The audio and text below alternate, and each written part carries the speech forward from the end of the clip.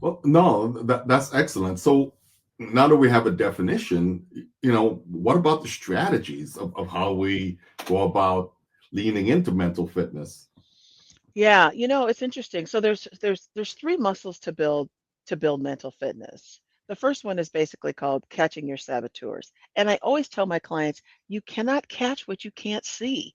And Mm, so I invite them to take the assessments. As a matter of fact, I don't know if there's show notes here, but we could put that stuff in the show notes. yeah, yeah. I invite people to take those, watch the TED Talk first for context, and then take that assessment so that you can understand the structures of your thought habits, patterns, and thinking systems. And so that's the first strategy is to take the assessments and understand what it is you're trying to catch.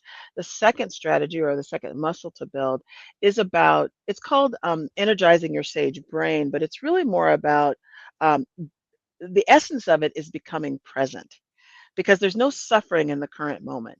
That's another great quote by Eckhart Tolle.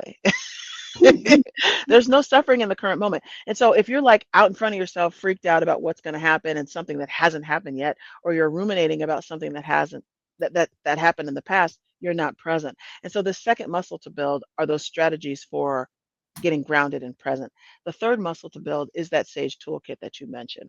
And so it's all those powers of curiosity and innovation and creativity and taking action and empathy. So if you think about narrowing it down, the three strategies are the three muscles to build for mental fitness.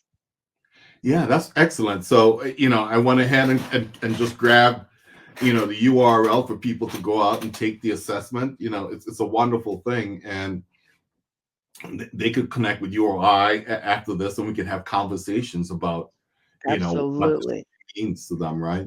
Yeah. And I that's highly recommend that when people take this assessment and get this results, that they do connect and at least have a debrief with a coach that understands positive intelligence and yeah, mental fitness because the report that they get back is going to talk to them about the thought habits and patterns that they have. They're all saboteur. And so what can happen is you could read that and you could be like, oh, I knew I couldn't get rid of that pleaser. I knew I can't get rid of that avoider. And then you just start beating yourself over the head and making it worse.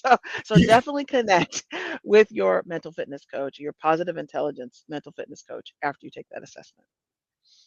excellent. I mean,